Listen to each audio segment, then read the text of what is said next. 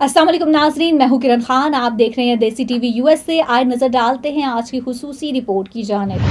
Quaid-e-Azam foundation के ज़ेर एहतमाम बाबाए कौम कायद-ए-आज़म मोहम्मद अली जिन्ना की वरासत के मौजू पर तकरीब का एहतमाम किया गया। इस तकरीब में खुसूसी तौर पर अयाज लतीफ़ पलीजो ने शिरकत की। अयाज लतीफ़ पलीजो सियासतदान, वकील, मुसन्निफ और कौमी अवामी तहरीक के मौजूदा सदर हैं। उन्होंने कायद-ए-आज़म मोहम्मद अली जिन्ना की शख्सियत के पाकिस्तान की कौमी शनाख्त पर देरपा असरात के बारे में दिलचस्प सैर हासिल गुफ्तगू की।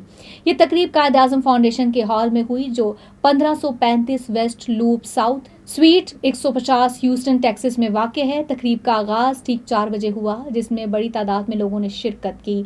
डॉक्टर आसिफ रियाज कदीर ने तकरीब का आगाज़ किया और मुकर्ररीन का तारुफ कराया। उन्होंने इस तकरीब की अहमियत और जिन्ना की खिदमात को याद करने की ज़रूरत पर जोर दिया। जो आज बहुत थोड़ा टाइम था, लेकिन मुझे खुशी इस चीज़ की है कि सारा काम मुकम्मल हो चुका है और मैं आप सबका शुक्रिया अदा करता हूँ। कायद-ए-आज़म फाउंडेशन का सिंगल एजेंडा है, only agenda, to promote the legacy of Quaid-e-Azam Mohammad Ali Jinnah. इंशाल्लाह ताला we will take this information to robo scanning, we'll digitalize our information and we will make what they call Jinnah the Great AI. When you ask in this screen, Jinnah, how many wives you have, Jinnah himself will tell you. He'll say, what happened to your daughter? He'll tell you. What was his vision? He'll tell you. Why did he create Pakistan? You ask the question, Jinnah himself will tell you. Right. And inshallah, that will not be here in this library, but it will be all over and I'll make sure that I get a call from Ayaz Saab, from Hyderabad, that I have heard and asked the question. And Zindabad, Thank you. Programme के दीगर मुकर्ररीन में मारूफ पाकिस्तानी कारोबारी शख्सियत महमूद डाहिरी भी शामिल थे। He is going to have been knighted soon in future, real soon, inshallah. Pakistan, this foundation, Qaeda Foundation, we are proud of it. This is going to be, as we see the presentation, this is my second time to visit here. Mr. Palejo is very well known, not only the Pakistan, but he's a proponent of Pakistan. He's kind and caring towards the communities of Pakistan, all the provinces. As well, he's well known all around the world, I would say so, because we have and his father late Mr. Latif. उनके अलावा Houston में पाकिस्तान के नायब consul general अशर शहजाद ने भी खिताब किया। बिस्मिल्लाहिर्रहमानिर्रहीम। Ladies and gentlemen, Assalamu alaikum. It's very happy to note that Qaeda-e-Azam Foundation has opened a library recently, about a month ago in Houston. Its objective is to provide a platform to our community, especially the young generation, to know about Qaeda-e-Azam Mohammad Ali Jinnah, his vision, his inspiration, his struggle, and his vision for Pakistani nation to succeed in the community of the world. Qaeda-e-Azam Mohammad Ali Jinnah, as we know, has been widely acclaimed and recognized all over the world. An American historian, a famous historian on Indo-Pak history, Mr. Stanley Walpert, has very briefly and concisely summed up his struggle in few of his famous quotations, which I quote: few individuals alter the course of history.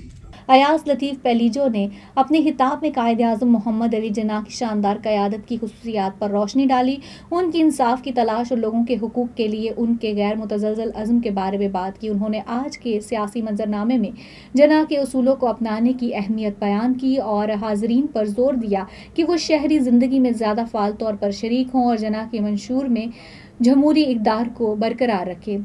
Palijo ने कहा, कायद-ए-आज़म मोहम्मद अली जिन्ना की वरासत सिर्फ हमारी तारीख का हिस्सा नहीं है, बल्कि हमारे मुस्तकबिल के लिए एक रहनुमा रोशनी है। उनके अल्फाज हाज़रीन के दिलों में गूंज उठे और बहुत से लोगों ने अपनी कम्युनिटी के लिए मुस्बत किरदार अदा करने का अज़्म किया। उन्होंने मज़ीद क्या कहा, आइए आपको दिखाते हैं।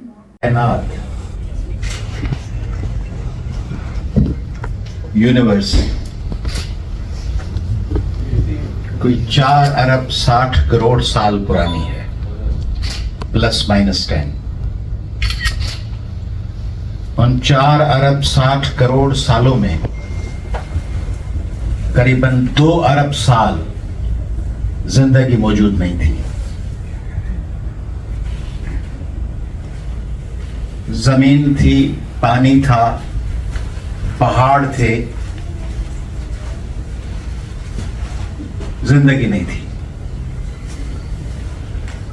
कोई 2 अरब साल पहले रफली जिंदगी का आगाज हुआ। उसमें 1 अरब 99 करोड़ साल जिंदगी के आगाज होने के बाद भी इंसान नहीं था, और करीबन 6 मिलियन ईयर्स पहले homo erectus, homo sapiens came into this world seeking something which was not available for other species.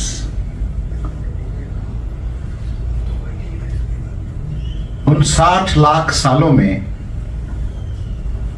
जो ह्यूमन जर्नी है, उसमें हमारे और आपके पास टूटी फूटी तारीख फकत कोई 1500-2000 सालों की है। बाकी सब मिथ्स हैं, अंदाजे हैं कि यूं हुआ होगा। तो 4 अरब 60 करोड़ सालों में 1500-2000 साल, उन 2-3 हजार सालों में गिने चुने इंसान कोई 500,000 लोग होंगे जो बड़े लोग समझे जाएं अपने जमानों के। इन तमाम अदवार में इंसान ने जो सफर किया है, उसमें 2 बड़े ब्रेक थ्रू हैं दूसरे ब्रेक थ्रूज के साथ। बहुत से हैं, there can be a number of attempts made by human beings, number of achievements, but if you like to recall some of the greatest efforts and achievements made by human beings, तो उसमें 2 बड़ी अहम चीजें हैं। एक, इंसान के हाथ फारिग होना, हाथ जो भागने, चलने, दौड़ने के काम आते थे, वो हाथ जब फारिग हुए उन कामों से, तो उन हाथों ने रूए जमीन को हिला के रख दिया। एक्स्ट्रा टूल बन गए ये दोनों हाथ। और दूसरी चीज जो रूए जमीन पर सबसे पावरफुल है in comparison to other species, वो है जुबान, कम्युनिकेशन। जो दूसरे स्पेशीज हैं, जो दूसरी जिंदा चीजें हैं, उनकी ट्रेजेडी या उनका प्रॉब्लम यह है कि वो अपने ऊपर गुजरने वाली मुसीबतों से दूसरे को आगाह नहीं कर सकते। इस कमरे में एक हिरन को मार दिया जाए या इस जंगल में एक ज़ेब्रा को जख्मी कर दिया जाए, वो बाहर जाके दूसरे ज़ेब्रास को नहीं बता सकता कि मेरे साथ यहाँ क्या गुजरा था, तुम यहाँ मत जाना। इंसान के पास सबसे बड़ा टूल, सबसे बड़ी अचीवमेंट है कम्युनिकेट करना, ज़बान। अपनी फीलिंग्स को, अपनी कंसर्न्स को, अपनी ट्रेजेडीज को, अपनी खुशियों को, अपनी जुबिलिएशंस को, अपने एहसासों को कन्वे करना। और उस कन्वे करने में सबसे बड़ा ताकतवर जरिया है लाइब्रेरीज। क्योंकि एक दौर गुजरने के बाद, वो कंटेम्पररी लोग जाने के बाद, आइंदा जनरेशन्स को पिछले अदवार की अचीवमेंट्स, फेल्यूअर्स और सक्सेस स्टोरीज से कैसे आगाह किए जाए। ये काम था लाइब्रेरीज का। مجھے بے انتہا خوشی ہے کہ یہاں آپ نے ہمارے فاؤنڈنگ فادر محمد علی جناح صاحب کے نام پر اس لائبریری کا آغاز کیا ہے. میں آپ کو مبارکباد دینا چاہتا ہوں کہ ہیومن ایولیوشن کے اس سب سے پاورفل ہتھیار کو، ذریعے کو، اکوپمنٹ کو، سورس کو آپ نے انٹروڈیوس کیا ہے ہیوسٹن میں. اور میری خواہش ہوگی کہ یہ ذریعہ، یہ میڈیم صرف الماریوں تک محدود نہ رہے، بند کمروں تک محدود نہ رہے. یہ ہیوسٹن میں بسنے والے، گریٹر ہیوسٹن میں بسنے والے، بلکہ ٹیکسس میں بسنے والے، آس پاس کے شہروں ڈیلس، سین انٹونیو، آسٹن کے تمام پاکستانیوں کے لیے، تمام ساؤتھ ایشینز کے لیے اور تمام دنیا کے ذمہ دار، محبت کرنے والے، ہارمنی میں یقین رکھنے والے لوگوں کے لیے ایک ذریعہ بنے پاکستان کو جاننے کا، محمد علی جناح کو جاننے کا اور ہماری جدوجہد کو جاننے کا. بر صغیر ایک مسلسل جدوجہد کا نام ہے اور مسلسل حملوں کے دفاع کا نام ہے. میں معذرت خواہ ہوں اگر میں کچھ ایسی چیزیں شیئر کروں جس کے بارے میں آپ کا نقطہ نظر کچھ الگ ہو. میں تسلیم نہیں کرتا ان لوگوں کو جو کسی اور علاقے پہ قبضہ کریں اور وہاں فاتح بن کے کہلائیں اور سمجھیں کہ ہم نجات دہندہ ہیں. اس لیے میں سمجھتا ہوں کہ بر صغیر پہ جتنے بھی حملے ہوئے، سینٹرل ایشیا سے، منگول امپائر سے، الیگزینڈر آنورڈس، ارغون، ترخان، یہ تمام لوگ میری نظروں میں حملے آور ہیں. آپ میں سے کچھ لوگ ان کو نجات دہندہ سمجھیں، نادر شاہ درانی کو، احمد شاہ ابدالی کو، تیمور لنگ کو، سکندر اعظم کو.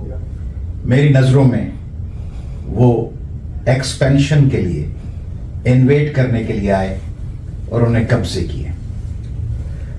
اس پس منظر میں بر صغیر کے لوگ لڑتے رہے، مقابلہ کرتے رہے، ریزسٹ کرتے رہے. لمبی کہانی ہے. یہی کچھ انگریزوں نے کیا. ان کے لیے پورا بر صغیر ایک اپرچونٹی تھا لوٹ مار کی، قبضہ کرنے کی، وسائل کو تباہ و برباد کرنے کی، اور وہ انہوں نے کیا. اور اس کی راہ میں جو بھی رکاوٹ بنے، وہ ٹیپو سلطان ہوں، حیدر علی ہوں، سراج الدولہ ہوں، سورہ بادشاہ ہوں، ہوش محمد شیدی ہو، روپلو کولی ہو، بھگت سنگھ ہو، جناح ہو، گاندھی ہو، سبھاش چندر بوس ہو، جو لوگ تھے اپنے زمانے میں اس انویژن کے خلاف، جنرل بخت خان ہو، وہ سب لڑے. جھانسی کی رانی ہو، ان سب لوگوں نے مزاحمت کی.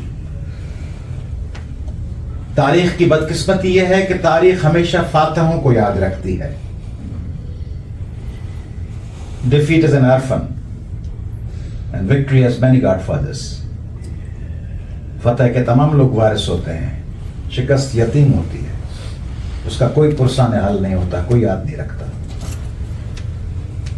تو بہت سے لوگ لڑے، کامیاب نہیں ہوئے. 1857 کی جنگ آزادی ایک بہت بڑا قدم تھی، بہت جرأت تھی. وہ لوگ وہ کچھ نہیں دیکھ سکے جو آپ کو اور ہمیں دیکھنے کو ملا ہے. 1913 میں ایکٹیو پالیٹکس سے لے کر محمد علی جناح صاحب نے ایک چیز ریئلائز کی جو اس وقت کی جنریشن کو نظر نہیں آتی. آج کے بہت سے لوگ ہیں جو مجھے ملتے ہیں پاکستان میں، یہاں پر مختلف ممالک میں، وہ کہتے ہیں کہ پاکستان اس لیے بنا تھا یہ جو سب کچھ ہو رہا ہے. تو میں انہیں کہتا ہوں کہ یہ آپ کو اس وقت اس لیے فیل ہو رہا ہے کہ اس زمانے کی جو تفریق تھی اس سے آپ آگاہ نہیں تھے. ہم بھی نہیں تھے، مگر ہم نے کتابوں میں پڑھا ہے کہ جو اچھی اچھی باتیں ہیں جو اب ہم کہتے ہیں سب بھائی بھائی ہیں، اس زمانے میں ایسا نہیں تھا. مغلوں کے ایک طویل اقتدار کے بعد جو انڈیا کی میجارٹی کے ذہنوں میں مغلوں کے خلاف نفرت تھی، وہ نفرت پھر عام مسلمانوں پر بھی نکلنا شروع ہوئی تھی، اور اس کے نتیجے میں بہت سے علاقوں میں تفریق بڑھی تھی. حالانکہ میں یہ سمجھتا ہوں کہ مہاتما گاندھی، موہن داس کرم چند گاندھی، یا ایک حد تک جواہر لال نہرو بھی شاید اس تفریق میں اتنا زیادہ کردار ادا نہیں کر رہے تھے، مگر اسی کانگریس میں اور اسی دور میں ولبھ بھائی پٹیل بھی تھے، جو ایک انتہائی سخت ایکسٹریمسٹ، نسل پرست اور مسلمانوں سے نفرت کرنے والے شخص تھے. سمجھا یہ جاتا ہے کہ محمد علی جناح صاحب یا کچھ مسلمان لیڈرز نے یہ راستہ چنا ٹو نیشن تھیوری کا یا پاکستان کے قیام کا. جہاں تک میں نے پڑھا ہے، مجھے نظر یہ آتا ہے کہ ان کو فورس کیا گیا، ان کو دیوار سے لگایا گیا.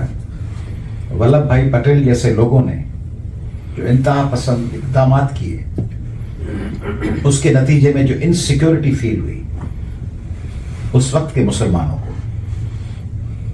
اس کے لیے کسی کو ان کی وائس بننی تھی، کسی کو ان کی آواز بننی تھی، اور وہ محمد علی جناح صاحب بنے.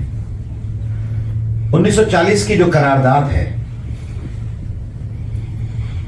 اب اس کا ذکر نہیں ہوتا، تو آپ کے پاس تھوڑا سا آیا اس کا ذکر اس ڈاکیومنٹری میں. 1940 کی قرارداد کے کچھ اہم جملے تھے. کانٹیجیس اسٹیٹس ایک ساتھ رکھی جائیں. پاکستان کا ذکر نہیں تھا. کانٹیجیس ہم پیش کرتے ہیں قرارداد پاکستان، اس میں ذکر تھا. بڑی سمپل سی ڈیمانڈز تھیں، سخت اور آخری ڈیمانڈز اور ٹکراؤ والی ڈیمانڈز نہیں تھی جیسا کہ پیش کیا جاتا ہے. ان سافٹ ڈیمانڈز کو بھی قبول نہیں کیا گیا. ان سافٹ ڈیمانڈز کو اسپیس دیتی اگر کانگریس کی قیادت اور ابتدائی کنسرن سنتی مسلمانوں کی، محمد علی جناح کی اور دوسری لیڈرشپ کی، تو شاید کوئی نہ کوئی راستہ ساتھ چلنے کا نکل سکتا تھا.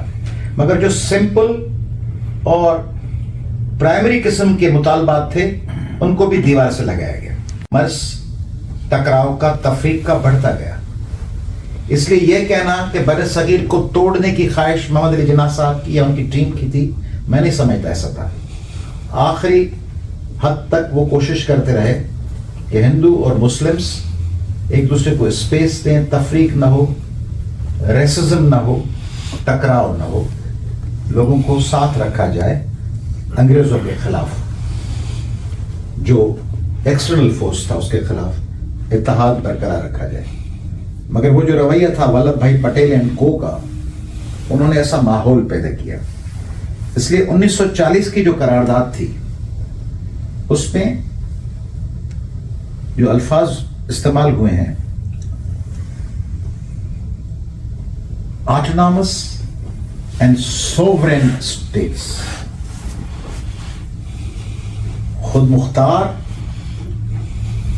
اپنا فیصلہ آپ کرنے والی بااختیار ریاستیں، خود مختار، ساورن اسٹیٹس. اس 1940 کی قرارداد کو بر صغیر کے مسلمان آگے لے کے چلے، اور اس کے لیے مین کردار، بنیادی کردار اس وقت محمد علی جناح صاحب نے ادا کیا. مجھے فخر ہے، I feel pride in it، کہ محمد علی جناح موجودہ پاکستان میں اس ضلع سے تعلق رکھتے ہیں جو میرا ضلع ہے، ٹھٹا. آپ کہیں گے کہ شاید آپ ایسے کوئی سوچے کہ ٹھٹا کیسے ہو گیا، تو وہ ایسے ہو گیا جیسے انڈیپینڈنس کے اعلان کے پہلے یہاں فیڈریٹنگ یونٹس تھے امریکہ میں، और फिर वो यूनाइटेड स्टेट्स बना। तो जो फाउंडिंग स्टेट्स थी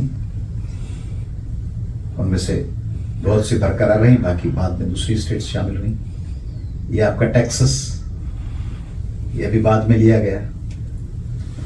तो उस जमाने में ठट्टा जिला नहीं था, जिला था कराची। आप अभी अगर विकिपीडिया को क्लिक करेंगे तो उस पे लिखा होगा Mohammad Ali Jinnah was born in Karachi and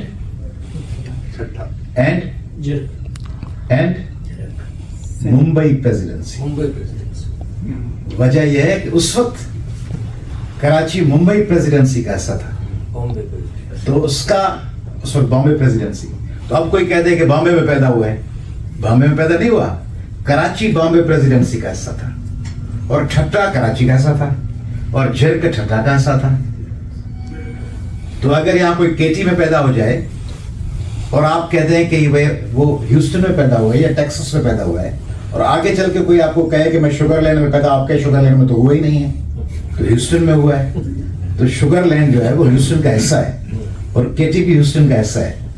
तो ह्यूस्टन का नाम तो अब आ गया है या बाद में आए। तो फिर वो डिस्ट्रिक्ट जब अलग हुआ तो वो झिरक कराची नहीं चला गया, झिरक ठट्टा में रहा, और वो झिरक में पैदा हुए। कहीं भी पैदा हो, झिरक में पैदा ना होते लाहौर में पैदा होते, लाहौर में ना होते कलकत्ता में पैदा होते, कलकत्ता में ना होते जर्मनी में पैदा होते। वो बर सगीर के मुसलमानों के लिए जिस तरह उन्होंने जदोजहद की, वो उनका कंट्रीब्यूशन हमेशा याद रखा जाता है। मगर ये जो जिन्ना शख्स है, चारों तरफ देख लें, ये अपने लिबास में, अपने क्लीन शेव तस्वीर में, अपने हाथों में पकड़े हुए सिगार या सिगरेट से, आपके आसपास बैठे हुए पेट्स और पाले हुए पालतू कुत्तों के रूप में, अपनी बहन के साथ बराबरी वाले एटीट्यूड में, जिन्होंने अपनी बहन को बुर्का पहना के घर में बंद नहीं कर दिया था। मोहम्मद अली जिन्ना के साथ फातिमा जिन्ना शाना बाशाना जदोजहद में थी, और हम जो जिन्ना के फॉलोअर कहलाते हैं वो सफेद शटल का बुर्का पहना कर अपनी खवातीन को बंद किए हुए हैं और कहते हैं हम जिन्ना के फॉलोअर हैं। जिन्ना की बहन तो शाना बशाना मैदान में थी, उनके साथ फील्ड में जदोजहद में थी। और जिन्ना का ये आउटलुक ये बताता है कि जिन्ना एक प्रोग्रेसिव, एक लिबरल, एक इंसानों की बराबरी में यकीन रखने वाला बहुत बड़ा लीडर था। तो मोहम्मद अली जिन्ना साहब को जिस तरह पाकिस्तान की दूसरी चीजों को यरगमाल किया गया, हिस्ट्री को, 1940 के रेजोल्यूशन को, पाकिस्तान की पहचान को, उसी तरह मरने के बाद हमारा अपने आप पे बस तो नहीं चलता, हम बाज हालात में अगवा हो जाते हैं। इंसान सिर्फ जिंदा अगवा नहीं होते, कब्रें भी अगवा हो जाती हैं, मज़ारें भी अगवा होती हैं, नुक्ते नजर, फिक्र, आइडियोलॉजीज भी अगवा हो जाती हैं। तो मोहम्मद अली जिन्ना, पूंजा भाई जिन्ना, रत्ती भाई, ये जो मोहम्मद अली जिन्ना थे, फातिमा, जीना भाई, ये जिन्ना साहब अपने मिजाज में कोई मुसलमान, हिंदू, पाकिस्तानी, एशियन, जिरक, ठट्टा, कराची नहीं थे। वो ट्रू सेंस में एक इंसान थे, बराबरी में यकीन रखने वाले, डिस्क्रिमिनेशन के खिलाफ लड़ने वाले। जिन्ना अगर उस जमाने में देखते, मेरा यकीन यह है कि जिन्ना अगर उस जमाने में देखते कि क्रिश्चियंस के साथ मजालिम है तो वो उनके साथ होते। हिंदू अगर उस वक्त ऑपरेस्ड होते और मुसलमान जुल्म कर रहे होते तो वो उनके साथ होते, क्योंकि उनको मजलूमों के साथ खड़ा होना था, उनको अपनी कम्युनिटी के साथ नहीं खड़ा होना था। उनको, वरना तो वो वकील थे, वो अपने प्रोफेशन को टाइम देते, नहीं, वो अपने लोगों के साथ इसलिए खड़े हुए कि उनके लोग मजलूम थे। उस वक्त मुसलमानों के साथ तफरीक हो रही थी। जिन्ना साहब आखिरी दम तक इंसाफ के लिए जदोजहद करते रहे, और आखिरी दम तक जिन्ना और उसकी टीम के साथ, मुस्लिम लीग के फॉलोअर्स के साथ, और पाकिस्तान, नए बनने वाले पाकिस्तान के नए आने वाले निजाम के साथ टकराव। उस दौर को आप देखेंगे تو یہ نہیں کہ صرف ابتدا میں ان کے ساتھ زیادتی ہو رہی تھی. چند آپ کو مثالیں دوں. طے کیا گیا کہ وہ علاقے مل کر پاکستان بنائیں گے جہاں مسلم اکثریت ہوگی. کشمیر میں مسلم اکثریت تھی، مگر جو راجا تھا، ہری صاحب کا پوتا،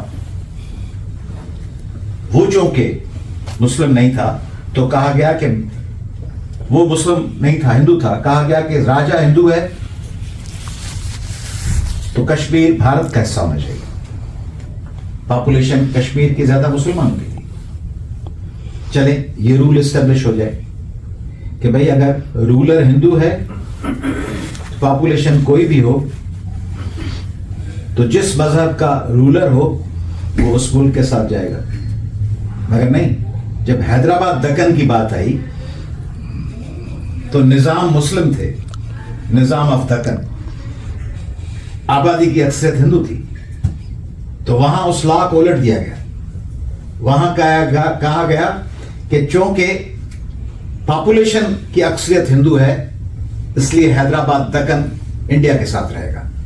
یعنی بالکل کشمیر میں ایک لا کہ وہاں کا حکمران نان مسلم ہے اس لیے وہ انڈیا کے ساتھ جائے گا.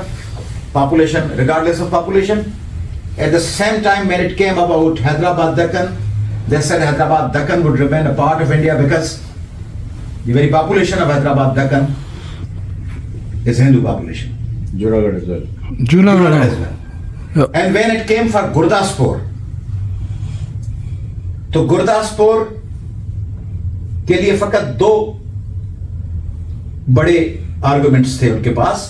ایک تو وہ کانٹیجنس تھا، وہاں سے راستہ نکلتا تھا کشمیر کے لیے، لینڈ روٹ تھا، تو کشمیر پہ اپنا قبضہ برقرار رکھنے کے لیے اور پنجاب کو کنٹرول کرنے والے کینال پانی کے ایریگیشن کے وہاں سے نکلتے تھے. اس گرداسپور کو ریڈ کلف کو somehow he was managed، اور ریڈ کلف نے وہی ایوارڈ دیا جو اس وقت کے رولنگ کلاسز جو ڈومینیٹ کر رہے تھے ان کے جو انٹرسٹ میں تھا. تو پہلے دن سے یعنی پاکستان کے لیے کہا جاتا ہے کہ پاکستان کی حکومتوں نے مداخلت کی کشمیر میں، قبائلی آ گئے. سب سے پہلے مداخلت کا بر صغیر میں آغاز حیدرآباد دکن سے ہوا، جہاں پٹیل نے فوج بھجوا کر قبضے میں لیا حیدرآباد دکن کو، نظام کی اور وہاں کے انتظامیہ کے خواہش کے خلاف. تو ایک دو نئے ملک بنے اور اس کا آغاز ہوا دوسرے ملک پر، دوسری اسٹیٹ پر حملہ کرنے سے. ان حالات میں محمد علی جناح صاحب فرم کھڑے رہے، اور فرم کھڑے ہونے کے بعد جب وہ اقتدار میں آئے تو انہوں نے اقتدار میں، اب ایک انڈیپینڈنٹ کنٹری کے وہ گورنر جنرل تھے، تو ہی could have become an extremist، یا وہ کچھ ایسے فیصلے کرتے جس سے ان کی ماضی میں جو ان کو تکالیف پہنچائی گئی تھی، جو ان کے ساتھ تفریق کی گئی تھی، اس کو ریڈریس کرنے کی کوشش کرتے. مگر جناح صاحب نے جو 11 اگست کو تقریر کی، اس تقریر میں انہوں نے جو الفاظ استعمال کیے ہیں کہ پاکستان اس ریاست میں کاسٹ اور کریڈ کی تفریق نہیں ہوگی، رنگ نسل کے بنیاد پر تفریق نہیں ہوگی. You are free to go to your churches and your mandars and to your mosques. اور ریاست کی نظروں میں اس بات پہ غور کریں، ریاست کی نظروں میں یہ مجھے خوشی ہے، میں آپ سے مخاطب ہوں اور کوئی گورا بھی نہیں بیٹھا ہوا، اس کے باوجود ان کے سامنے تو آپ سب بات اچھی کر لیتے ہوں گے، گورے سنیں ہم بھی کر لیتے ہیں کہ گورے سنیں، کمیونیکیٹ کریں. عربوں کے سامنے جاتے ہیں گلف میں تو ان کی تعریف کرتے ہیں لوگ تاکہ وہ سنیں اور خوش ہوں کہ دبئی میں، یو اے ای میں، قطر میں ہمارے ملک کی تعریف، اور یہاں تو کوئی نہیں ہے. اس کے باوجود میں کہتا ہوں مجھے ان کی بات بڑی اچھی لگتی ہے. حالانکہ جو اوتھ لیتے ہیں، تقاریر کرتے ہیں، ان میں بائبل کا، کرسچینٹی کا ریفرنس ذکر ہوتا ہے، مگر ریاست کے سامنے کوئی تفریق نہیں ہے. क्रिश्चियन, हिंदू और मुस्लिम, ये बड़ी पॉजिटिव बात है अमेरिकन रियासत की, यूरोपियन रियासतों की, कि रियासत के, और अब यूएई में भी, और मोस्ट प्रॉबली आगे चल के सऊदी अरब में भी, कतर में भी, मलेशिया में भी, टर्की में भी, रियासत तफरीक नहीं करती कि मेरा ये बच्चा हिंदू बच्चा है या क्रिश्चियन बच्चा है या मुस्लिम बच्चा है, शिया बच्चा है या सुन्नी है या आखानी है या बोरी है। रियासत तफरीक नहीं करती, अमेरिकन रियासत भी नहीं करती। तो मोहम्मद अली जिन्ना ने उस पाकिस्तान की बुनियाद डाली थी कि रियासत के नजरों में कोई हिंदू और क्रिश्चियन और मुस्लिम नहीं होंगे, तमाम पाकिस्तानी बराबर होंगे। बदनसीबी से जिन्ना साहब के उन ख्वाबों को ताबीर नहीं दी गई। जिन्ना साहब, देखें, कहा जाता है कि जिन्ना साहब इंतकाल कर गए, मैं यहां गिर पड़ूं, हार्ट अटैक हो जाए और आप मुझे हॉस्पिटल न ले जाएं, फिर आप भले कहते हैं कि मैं कुदरती मौत का शिकार हो गया। मेरे ख्याल में आप सबकी जिम्मेदारी बनती है कि आप मुझे हॉस्पिटल पहुंचाएं और एम्बुलेंस कॉल करें और मेरी ट्रीटमेंट करवाएं। अगर आप नहीं करवा रहे और मुझे जाके गाड़ी में छोड़ के आए और पुरसाने हाल ना हो कोई, और फिर मैं हूँ गवर्नर जनरल और मैं हूँ फाउंडर, और मुझे भिजवा दे ज़ियारत, और ज़ियारत में ना हो इलाज, ना डॉक्टर्स, और फिर एम्बुलेंस खड़ी रहे कराची के रास्तों पर और कोई पुरसाने हाल ना हो।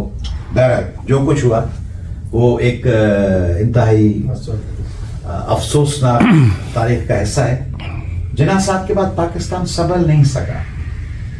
अगर हमारे कायद को कुछ और वक्त मिल जाता, 4-5 साल मजीद मिल जाती, तो शायद पाकिस्तान दूसरे डगर पे, दूसरे रास्ते पे होता।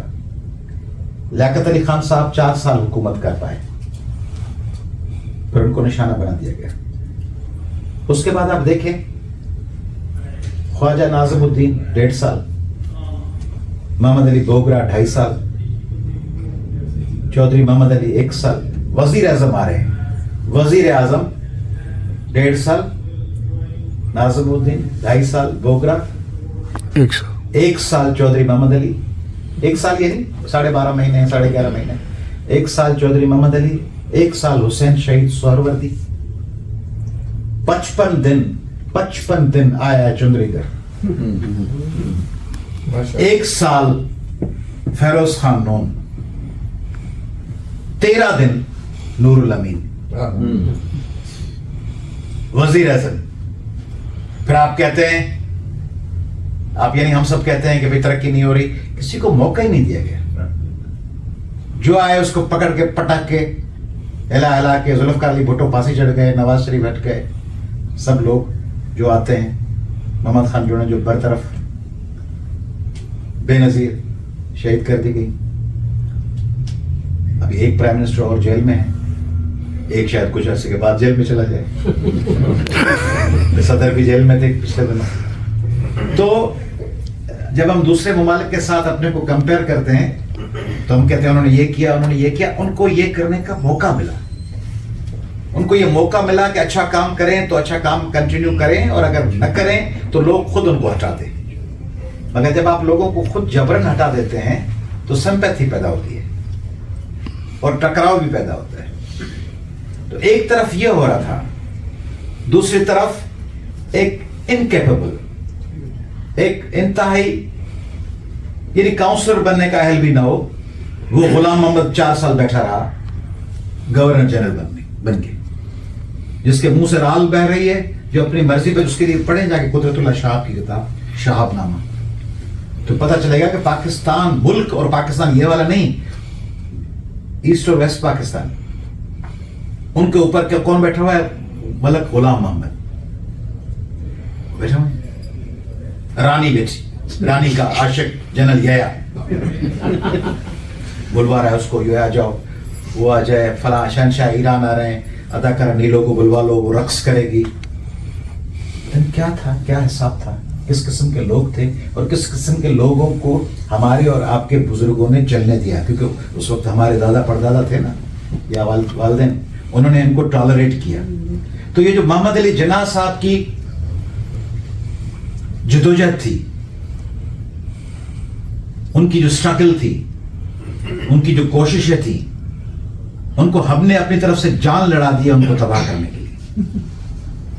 जान लड़ानी चाहिए थी उनको बचाने की, हमने जान लड़ाई कि उनको तबाह कैसे किया जाए, बर्बाद कैसे किया जाए। तो मोहम्मद अली जिन्नाह नाम था प्रोग्रेसिव स्ट्रगल का, नाम था डिस्क्रिमिनेशन के सामने खड़े होने का। अगर मुझे अभी एक छोटे बच्चे या एक स्टूडेंट या एक तालिब इल्म की हैसियत से जिन्नाह साहब कहीं मुझे मिल जाएं और मेरे बस में हो कि उनको मशवरा दूं और मेरा मशवरा सुनने के लिए उनके पास वक्त हो, क्योंकि इतने बड़े शख्स, तो मैं उनको एक मशवरा तो ये देना चाहता कि पाकिस्तान में ऐसा बीज बो जाए आप कि इंतहा पसंदी के लिए कोई जगह न बचे। लकुम दीनुकुम वलियुद्दीन, ला इकराह फिद्दीन, वला तस्बुल लज़ीन यदून मिन दूनिल्लाह वला दीन। तुम उनके खुदाओं को बुरा न कहो, कहीं वो तुम्हारे सच्चे खुदा को कुछ न कह दें। वो दीन, उसमें इंतहा पसंदी की, फेनेटिसिज्म की, वायलेंस की, दहशत की, दूसरों को वाजिबुल कत्ल करार देने की कोई गुंजाइश न हो। और जिन्नाह साहब यकीनन उनका रास्ता भी यही था। और दूसरा मैं उन्हें शायद मशवरा ये देता कि जिन्नाह साहब, बंगाली हमारे पाकिस्तान की बुनियाद रखने की जिम्मेदारी सिंध और बंगाल ने अपने कंधों पे उठाई थी। सिंध ने करारदाद पाकिस्तान पेश की और बंगालियों ने मुस्लिम लीग को एक ताकत बनाया। बंगाली हमारे भाई थे, हमारे साथ मैदान में लड़े। काश उनकी ज़बान को, उनकी सकाफत को, उनकी पटसन को, उनकी इकोनॉमिक प्रोडक्शन को आपके बाद आने वाले लोगों के लिए रास्ता पेव किया जाए। Let it not be said of the next rulers that they walked a path but never left an imprint. There should have been imprints of equality, justice, peace, tolerance and harmony. Jinnah साहब कुछ ऐसा करके जाएं, और वो यकीनन करते अगर उनके पास टाइम होता। और कैसे बदनसीब लोग हैं हम, एक शख्स ने सख्त बीमारी में अपनी जिंदगी तफरीक के खिलाफ, इंसानी हुकूक की खिलाफ वर्जी के खिलाफ, नस्ल परस्ती के खिलाफ, एक्सट्रीमिज्म के खिलाफ लड़ते हुए गुजारी। और जब वक्त आया उनके साथ शाना बशाना खड़ी होने वाली उनकी बहन की मदद का, तो पाकिस्तान के लोग जो उस वक्त बरसरे इक़्तिदार थे, जो वडेरे थे, जागीरदार थे, सरदार थे, पीर थे, गादी नशीन थे, वो फातिमा जिन्नाह को छोड़कर अयूब खान के साथ खड़े हो गए। बदनसीबी, यहाँ अमेरिका में हर वक्त आप सुनते हैं founding fathers, founding fathers, founding fathers. तो फाउंडिंग फादर्स के साथ फाउंडिंग मदर्स भी होती हैं, फाउंडिंग मदर्स।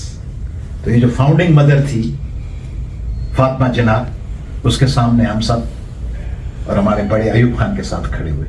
तो ये बदनसीबी है। बहरहाल हालात मुश्किल हैं पाकिस्तान में, मैं मजीद टाइम नहीं लूंगा आपका। और फैज ने कहा है, मैं मायूस नहीं होता, मैं अब भी समझता हूं कि अब भी अगर पाकिस्तान में बराबरी हो,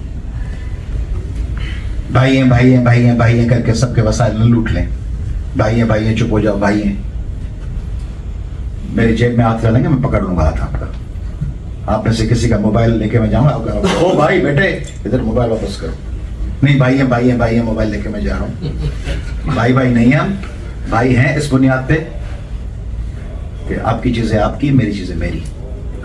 तो भाई बिल्कुल हैं, ये रियासत चलेगी बराबरी के बुनियाद पर, वफाक कायम रहेगा 1940 की करारदाद के रूह और स्पिरिट में, और एक दूसरे को साथ लेके चलने में।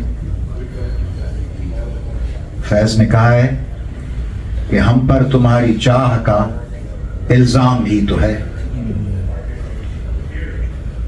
हम पर तुम्हारी चाह का इल्जाम ही तो है, दुश्नाम तो नहीं है ये इकराम ही तो है, दस्ते फलक में गर्दिशे तकदीर तो नहीं, दस्ते फलक में गर्दिशे आयाम ही तो है, दिल नाउम्मीद तो नहीं नाकाम ही तो है, और लंबी है गम की शाम मगर शाम ही तो है। Thank you very much. Ayaz Latif Palijo کے خطاب کے ٹیبل پر خالات حاضرہ کے حوالے سے شرکاء نے گفتگو کی. اس گفتگو میں امریکہ میں ڈیجیٹل اور پرنٹ میڈیا کے بانی طارق نخال خان صاحب نے بھی پینل میں شرکت کی اور شہری شرکت اور عوامی آگاہی میں میڈیا کے اہم کردار پر اپنے خیالات پیش کیے اور شرکاء نے بصیرت سے بھرپور گفتگو کی. اس موقع پر ڈاکٹر آصف ریاض قدیر اور طاہر رضا بھٹی کی کاوشوں پر انہیں سراہا، جنہوں نے ایسی ایک بڑی اور مؤثر تقریب کو منعقد کیا. سے بڑا رول 20-25-30 سال سے سندھی بولنے والے کرپٹ حکمرانوں کا ہے، کوئی شک نہیں. ٹھیک ہے. تو اب ان کرپٹ حکمرانوں کو جو مسلط کیا گیا ہے، اگر اس کو مسلط نہ کیا جائے تو مسائل حل ہو جائیں گے.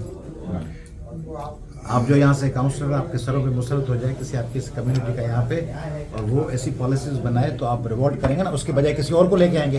اگر وہ مسلسل مسلط رہے تو پھر یہی حالت ہوگی. اب میں ذرا معذرت چاہوں گا. دیکھیے جو میرا جو ماشاء اللہ آپ لوگوں کی فالوئنگ ہے، ایک آرگنائزیشن ہے. اب جیسے پانی کا مسئلہ ہے، پانی کے مسئلے کو بہت ایزیلی حل کیا جا سکتا ہے. ہم 100% بتائیں کیسے. جی اس پہ بات کر لیں گے. اچھا سیکنڈ جو اس کے اندر جو ہمارے میں نے 94 سے 96 یہ جو تھر ہے، تھر کی جو فیزیبلٹی بن رہی تھی تو بہت تھارو اس کی میں نے اسٹڈی کی تھی. I was part of that. German company تھی اس کو. آپ وہاں پہ جاتے ہیں، اسپاٹس ہیں چھوٹے چھوٹے پانی کے. کیوں کہ آپ وہاں پر ڈرل کریں گے اگر اباؤٹ 1500 میٹر پانی. The only thing what you know is two things. Private sector. No need to involve anybody.